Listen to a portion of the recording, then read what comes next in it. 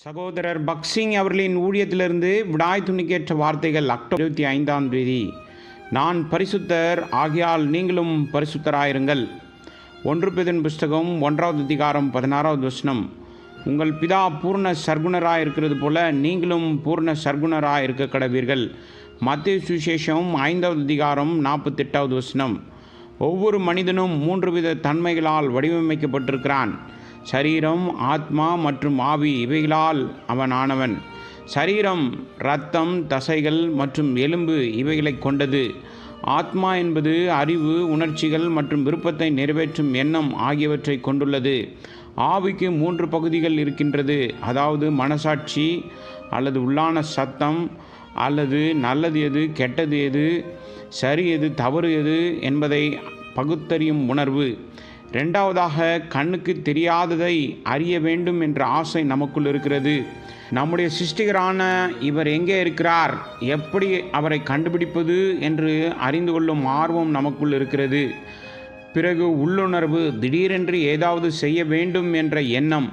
ஆதியாகமத்தின் புஸ்தகம் 1வது அதிகாரம் 26வது வசனத்தில் தேவன் மனிதனை தம் சாயலில் படைத்தார் என்று நாம் வாசிக்கின்றோம்.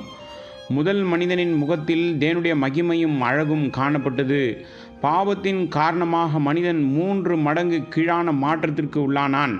பாவத்தினால் அவனுடைய ஆவி மரித்து போய்விட்டது. ஆத்மா இருளடைந்து விட்டது. சரீரம் அசுத்தமானது.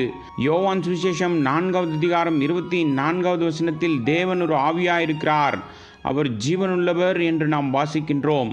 நாம் அவரை உணரலாம், அவரோடு பேசலாம் மற்றும் அவரை அறியலாம். ஆனால் அவரை நம் சரீர கண்களால் பார்க்க முடியாது. நம் உள்ளத்தில் நாம் அவருடன் பேசலாம் மற்றும் அவரை உணரலாம். நாம் பாவத்தில் வாழ்ந்து மன்னிக்கப்படாத நிலையில் இருக்கும் வரை நம்மில் எவரும் தேவனுடைய பிரசன்னத்தை உணரவோ அல்லது அவருடைய சத்தத்தை கேட்கவோ முடியாது. ஏனென்றால் அவர் பரிசுத்தமான தேவன். எபிரேயருக்கு நிருபம் 12வது அதிகாரம் 14வது வசனத்தில் பரிசுத்தம் இல்லாமல் ஒருவனும் தேவனை தரிசிக்க முடியாது.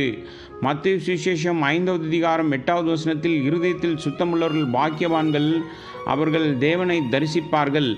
நாம் பரிசுத்தமானவர்களாய் இருந்தால் தேவனை தரிசிக்கலாம். 1 பேதுரு புஸ்தகம் 1வது அதிகாரம் 16வது வசனத்தில் நம் தேவன் பரிசுத்தர் என்று சொல்கிறது.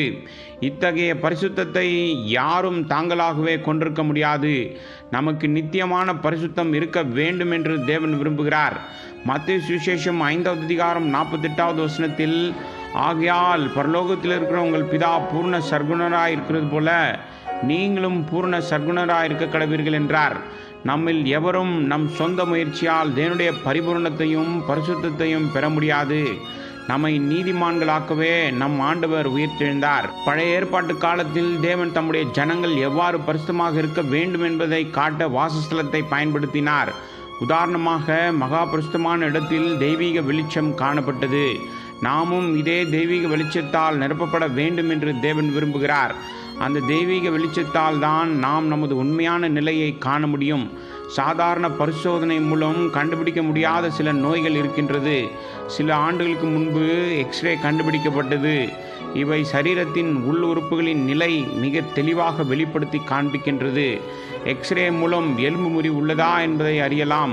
அதே போல தேவனுடைய வெளிச்சம் நமக்குள் வரும்போது தேவன் நம்மை பார்ப்பது போல் நாம் நம்மை பார்க்க உதவுகிறது. மேலும் தேவனுடைய மகிமையும் அழகையும் பார்க்க உதவுகிறது.